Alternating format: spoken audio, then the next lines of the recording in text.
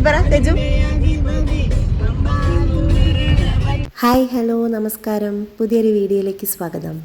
എനിക്ക് ചെറുതായിട്ട് കോൾഡ് ഉള്ളതുകൊണ്ട് സൗണ്ടിന് ചെറിയൊരു വ്യത്യാസം ഉണ്ട് കേട്ടോ. ഇന്ന് ഞങ്ങൾ കാടാമ്പുഴ പോവാണ്. ഞാൻ ഒരുപാട് നാളായി കാടാമ്പുഴ പോകണമെന്ന് വിചാരിക്കുന്നു. ഞാൻ ഇതുവരെ പോയിട്ടില്ല, ആദ്യമായിട്ട് പോവാണ്. സുധീപേട്ടനും ഇപ്പോൾ പോയിട്ട് കുറേയായി പറഞ്ഞു. ഞങ്ങൾ ചെന്നതും അവിടെ നിന്ന് നല്ല തിരക്കായിരുന്നു. പാർക്കിങ്ങിന് തന്നെ കുറേ സമയം എടുത്തു. പാർക്കിംഗ് എവിടേക്കാണ് ഉള്ളതെന്നൊന്നും അറിയില്ല കേട്ടോ. ഇതിൻ്റെ ബാക്കിലൊരു ഗ്രൗണ്ട് ഉണ്ട്, ഞങ്ങൾ അങ്ങോട്ടേക്കാണ് പാർക്ക് ചെയ്യാൻ വേണ്ടി പോകുന്നത്. അതിനുള്ള തിരക്കാണിത്. അങ്ങോട്ടേക്ക് പോകുന്ന വണ്ടികളാണ് ഫുള്ള്. ഞാൻ ഇത്രയും തിരക്കൊന്നും പ്രതീക്ഷിച്ചിട്ടുണ്ടായിരുന്നില്ല. പെട്ടെന്ന് പോയി തൊഴുതു വരാൻ പറ്റുമെന്നാണ് വിചാരിച്ചത്. അമ്പലത്തിൻ്റെ മുന്നിൽ കൂടെ തന്നെയാണ് ഞങ്ങൾ പാർക്കിങ്ങിലേക്ക് പോകുന്നത്. ഇനിയിപ്പോൾ വേറെ എവിടെയെങ്കിലും പാർക്കിംഗ് ഉണ്ടോ എന്നുള്ളത് എനിക്കറിയില്ല. ചുറ്റും ഒരുപാട് കടകളൊക്കെ ഉണ്ട്. അപ്പം തേജുവിൻ്റെയും കുഞ്ഞുവിൻ്റെയും കണ്ണ് മുഴുവൻ ആ കടയിലേക്കാണ്. ഇനി തിരിച്ചു വരുമ്പോൾ എന്തായാലും അവിടെ കയറേണ്ടി വരും. അവരെ കണ്ണ് ആദ്യം പോവുക അവർക്ക് വേണ്ട സാധനത്തിലേക്കാണല്ലോ. അപ്പം നിറയെ ടോയ്സ് അവിടെ തൂക്കിയിട്ടിരിക്കുന്നുണ്ട്. അതിലേക്ക് തന്നെയാണ് രണ്ടാളുടെ നോട്ടവും. അങ്ങനെ ഒരുവിധം തപ്പിപ്പിടിച്ച് ഞങ്ങൾക്ക് പാർക്കിംഗ് കിട്ടിയിട്ടോ. അധികം ദൂരത്തല്ലാതെ തന്നെ കിട്ടി. അമ്പലത്തിൻ്റെ തൊട്ടടുത്ത് തന്നെ കിട്ടിയതുകൊണ്ട് വലിയ ബുദ്ധിമുട്ടുണ്ടായില്ല. ഞങ്ങൾ വീട്ടിൽ നിന്ന് നേരത്തെ ഇറങ്ങിയത്, അപ്പോൾ ഒന്നും കഴിച്ചിട്ടുണ്ടായിരുന്നില്ല. അപ്പോൾ നല്ല വിശപ്പുണ്ടായിരുന്നു. അപ്പോൾ എന്തായാലും കഴിച്ചിട്ട് തൊഴാൻ പോവാമെന്ന് കരുതി. കാരണം എന്താ വെച്ചാൽ അവിടെ നല്ല തിരക്കാണ്. അപ്പം തൊഴുതിറങ്ങുമ്പോൾ എന്തായാലും ലേറ്റാവും. അപ്പോൾ പിന്നെ എല്ലാവർക്കും മക്കൾക്കൊക്കെ നല്ലപോലെ വിശക്കും. അപ്പോൾ അതുകൊണ്ട് ഞങ്ങൾ എന്തായാലും കഴിച്ചിട്ട് പോകാമെന്ന് വിചാരിച്ചു. ഞങ്ങൾ അമ്പലത്തിൻ്റെ തൊട്ട് മുമ്പിലുള്ള ഒരു ഹോട്ടലിൽ തന്നെയാണ് കയറിയത്. അവിടെ സ്റ്റേയും ഉണ്ടെന്ന് തോന്നുന്നു. നല്ല തിരക്കാണ്. ഞങ്ങൾ കയറുമ്പോൾ ഞങ്ങളവിടെ കുറച്ച് നേരം വെയിറ്റ് ചെയ്തതിൻ്റെ ശേഷമാണ് പിന്നെ കഴിക്കാതിരുന്നത്. നല്ല ഫുഡായിരുന്നു കേട്ടോ. പിന്നെ നല്ല നീറ്റും ആയിരുന്നു ഹോട്ടൽ. ഫുഡ് കഴിച്ചത് ഞങ്ങൾ നേരെ തൊഴാൻ പോയി. പിന്നെ കുറച്ച് നേരം എനിക്ക് വീഡിയോ എടുക്കാൻ പറ്റിയില്ല കേട്ടോ. പിന്നെ അമ്പലത്തിൻ്റെ ഉള്ളിലും അതുപോലെ എടുക്കാൻ കഴിഞ്ഞില്ല. അത് നല്ല തിരക്കുമായിരുന്നു. അപ്പോൾ എല്ലാം കൊണ്ടും ഞാനങ്ങനെ പിന്നെ പുറത്ത് വന്നതിൻ്റെ ശേഷമാണ് വീഡിയോ എടുത്തത്. പുറത്തിറങ്ങിയിട്ട് പിന്നെ ഞങ്ങൾ നേരത്തെ കണ്ട കടകളിലൊക്കെ ഒന്ന് കയറി. എല്ലാ കടകളിലും കയറിയില്ല കേട്ടോ. 1-2 മാത്രമേ കയറിയിട്ടുള്ളൂ.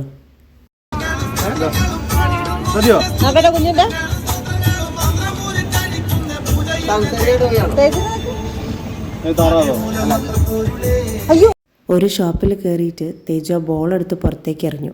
കുറച്ച് നേരം കൂടെ അവിടെ നിന്നിട്ടുണ്ടെങ്കിൽ ആ ഷോപ്പിലെ ഫുള്ള് സാധനത്തിൻ്റെ പൈസ ഞങ്ങൾ കൊടുക്കേണ്ടി വന്നേനെ. അതുകൊണ്ട് ഞങ്ങൾ അവിടെ നിന്ന് വേഗം ഇറങ്ങി. അമ്പലത്തിൽ നിന്ന് പിന്നെ ഞങ്ങൾ നേരെ പോയത് സുധീപേട്ടൻ്റെ ഒരു ഫ്രണ്ടിൻ്റെ വീട്ടിലേക്കാണ്. അവരെ ഹൗസ് വാമിങ് ഈ അടുത്ത് കഴിഞ്ഞിട്ടേ ഉണ്ടായിരുന്നുള്ളൂ. അപ്പോൾ ഞങ്ങൾക്ക് അപ്പോൾ പോകാൻ പറ്റിയില്ല.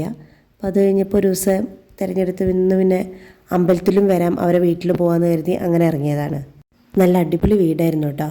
ഞാനധികം വീഡിയോ ഒന്നും എടുത്തിട്ടില്ല. വീടിൻ്റെ ഒരു പ്രത്യേക ഷേപ്പായിരുന്നു. കാരണം പുറത്തുനിന്ന് കണ്ടു കഴിഞ്ഞിട്ടുണ്ടെങ്കിൽ ഉള്ളിൽ എങ്ങനെയാണെന്നുള്ളത് നമുക്ക് മനസ്സിലാവേ ഇല്ല. അങ്ങനത്തെ ഒരു പ്രത്യേക തരം ഷേപ്പിലുള്ള വീടാണ്. അപ്സ്റ്റെയറാണ്.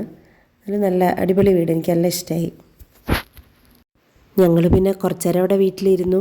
കുറച്ച് കഴിഞ്ഞപ്പോൾ ഇങ്ങനെ പുറത്തേക്ക് നടക്കാൻ ഇറങ്ങിയതാണ്. അവരെ വീടിൻ്റെ ബാക്കിൽ തന്നെയുള്ള പറമ്പിലേക്കൊന്ന് ഇറങ്ങിയതാണ്. ഈ ബാക്കിലേക്കുള്ള പറമ്പൊന്നും അവരുടെ എല്ലാം തോന്നുന്നു, അതൊക്കെ വേറെ ആൾക്കാരതാവും.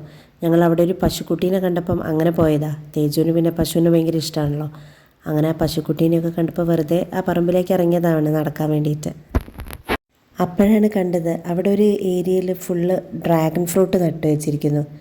ആ ബാക്കിലെ പറമ്പ് ഫുള്ളില്ല, കുറച്ചൊരു പോർഷൻ മാത്രം ഡ്രാഗൺ ഫ്രൂട്ടിൻ്റെ ചെടികൾ ഇങ്ങനെ കാണുന്നുണ്ടായിരുന്നു. ഞാൻ ആദ്യമായിട്ടാണ് ഇങ്ങനെ ഡ്രാഗൺ ഫ്രൂട്ട് കൃഷി ചെയ്യുന്നത് കാണുന്നത്. സാധാരണ ഡ്രാഗൺ ഫ്രൂട്ട് ആ ഫ്രൂട്ട് മാത്രം നമ്മൾ പുറമെ ഷോപ്പിൽ നിന്ന് വാങ്ങിച്ച് കാണുക എന്നല്ലാതെ അതിൻ്റെ കൃഷി ഞാൻ നേരിട്ട് കാണുന്നത് ആദ്യമായിട്ടാണ്. ഞങ്ങൾ ആ ചെന്ന സമയം അതിൻ്റെ സീസൺ കഴിഞ്ഞിട്ടുണ്ടായിരുന്നു. അവർ ഫുള്ള് പറിച്ച് കൊടുത്തിട്ടുണ്ടായിരുന്നു, ഒന്നും ഉണ്ടായിരുന്നില്ല. പിന്നെ ആ ഒരു ചെടീൻ്റെ മുകളിലായിട്ട് 1-2 ഉണ്ടായിരുന്നു. അതവരാർക്കോ കൊടുക്കാൻ വേണ്ടി ആരോ പറഞ്ഞിട്ട് അങ്ങനെ വെച്ചതാണ്. അപ്പോൾ ഞാനിങ്ങനെ വീഡിയോ എടുക്കുന്നുണ്ടപ്പം മൂപ്പരും ഇങ്ങനെ വന്നിട്ട് പറഞ്ഞു, ഞാനത് കട്ട് ചെയ്ത് കാണിച്ചു തരാം, എടുത്തോളൂ, നിങ്ങൾ കൊണ്ടുപോയിക്കോളൂ എന്നൊക്കെ പറഞ്ഞു. പിന്നെ ഞങ്ങളത് വാങ്ങിച്ചില്ല. കാരണം അത് ആർക്കോ കൊടുക്കാൻ വേണ്ടി അവരും അതായിട്ട് മാറ്റി വെച്ചതാണ്. നമ്മൾ വെറുതെ വാങ്ങിക്കേണ്ടല്ലോ എന്ന് കരുതി ഞങ്ങൾ വാങ്ങിച്ചില്ല. ഞങ്ങൾ പറഞ്ഞത് കട്ട് ചെയ്യേണ്ടെന്ന് പറഞ്ഞു. ഞാൻ ആദ്യമായിട്ടാണ് ഇങ്ങനെ ഡ്രാഗൺ ഫ്രൂട്ട് ഇങ്ങനെ ആ ചെടീൻ്റെ മുകളിൽ ഇങ്ങനെ തൂങ്ങി നിൽക്കുന്നത് കാണുന്നത്. ഭയങ്കര ഇൻട്രസ്റ്റ് ഉള്ള ഒരാളായിരുന്നു കേട്ടോ അത്. കാരണം എന്താ വെച്ചാൽ ആ കൃഷി ചെയ്യാനും അതുപോലെ നമുക്കത് പറഞ്ഞു തരാനും ഭയങ്കര താല്പര്യമായിരുന്നു. ഭയങ്കര സന്തോഷത്തോടെ നമുക്കവിടെ ഫുള്ള് സ്ഥലം ഫുള്ള് കാണിച്ചു തന്നു. എങ്ങനെയാണ് അത് കൃഷി ചെയ്യാമെന്നുള്ള കാര്യങ്ങൾ ഫുള്ള് പറഞ്ഞു തന്നു. പിന്നെ അതിൻ്റെ കൂടെ വേറെയും കുറേ കൃഷികളുണ്ട്. മഞ്ഞൾ, ഇഞ്ചി, ചേന, ചേമ്പ് തുടങ്ങിയിട്ട് വേറെ എന്തൊക്കെയോ അദ്ദേഹം ചെയ്യുന്നുണ്ട്. പണ്ട് ഗൾഫിലായിരുന്നു. അപ്പോൾ ഗൾഫത്തെ ജോലി കഴിഞ്ഞ് വന്നിട്ട് ഇവിടെ സ്ഥലം വാങ്ങി അങ്ങനെ അത് കൃഷി ചെയ്യാമെന്നാണ് പറഞ്ഞിട്ടുണ്ടായിരുന്നത്. അവർ തന്നെയായിരുന്നു നേരത്തെ കണ്ട ആ പശുവൊക്കെ. അവിടെ തന്നെ ഒരു ആലയും ഒക്കെ ഉണ്ട്. ഒരു ചെറിയൊരു ഫാം ഹൗസ് പോലെ അവരുണ്ടാക്കിയിട്ടുണ്ട്. ഡ്രാഗൺ ഫ്രൂട്ട് പറിച്ചോളം കുറേ പറഞ്ഞു കേട്ടോ. ഞങ്ങൾ പിന്നെ പറിച്ചില്ല. പിന്നെ നേരെ തിരിച്ച് സുധിപേട്ടൻ്റെ ഫ്രണ്ടിൻ്റെ അടുത്ത് തന്നെ വന്നു. അവിടുന്ന് ഫുഡൊക്കെ കഴിച്ച് ഞങ്ങൾ ഇറങ്ങി. കാരണം ഞങ്ങൾക്ക് വൈകുന്നേരം പിന്നെ വേറൊരു അമ്പലത്തിലും പോകാനുണ്ടായിരുന്നു. അതുകൊണ്ട് അവിടുന്ന് വേഗം ഇറങ്ങി.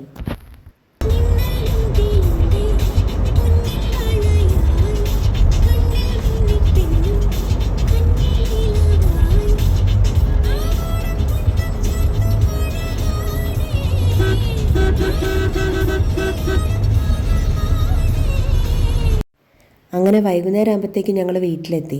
പിന്നെ കുറച്ച് നേരം കിടന്ന് പിന്നെ ഞങ്ങൾക്ക് അടുത്ത അമ്പലത്തിൽ പോകാനുണ്ടായിരുന്നു. ഞങ്ങൾ തറവാട്ടമ്പലമായിട്ടുള്ള കാമ്പ്രത്ത് കാവിലേക്ക്.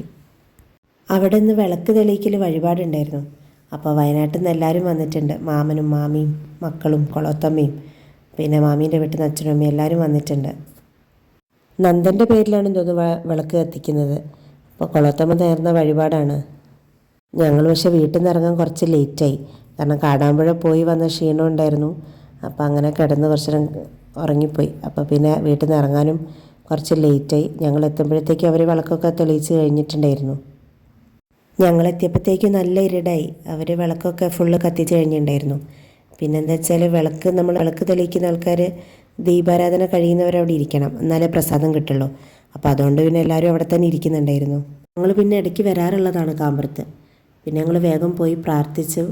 പിന്നെ കുറച്ച് ഫോട്ടോസൊക്കെ എടുത്തു. കാരണം നല്ല ഭംഗിയുണ്ടല്ലോ അമ്പലത്തിൽ വൈകുന്നേരം ഇങ്ങനെ ദീപം അങ്ങനെ തെളിഞ്ഞ് നിൽക്കുന്നത് കാണാൻ. അങ്ങനെ കുറച്ച് ഫോട്ടോസൊക്കെ എടുത്തു. അപ്പോഴത്തേക്കും ദീപാരാധന കഴിഞ്ഞിട്ടുണ്ടായിരുന്നു.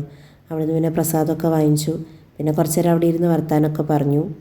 പിന്നെ അമ്പലത്തിൻ്റെ തൊട്ടടുത്താണ് കൊളോത്തമ്മൻ്റെ അനിയത്തീൻ്റെ വീട്. പിന്നെ ഞങ്ങളെല്ലാവരും കൂടെ അങ്ങോട്ട് പോയി അവിടുന്ന് ഫുഡൊക്കെ കഴിച്ച് പിന്നെ രാത്രി അവരെല്ലാവരും വയനാട്ടിലേക്ക് മടങ്ങി. കൊളോത്തമ്മയും മാമനും മാമിയൊക്കെ വയനാട്ടിലേക്ക് മടങ്ങി. ഞങ്ങൾ പിന്നെ തിരിച്ച് വീട്ടിലേക്കും പോന്നു.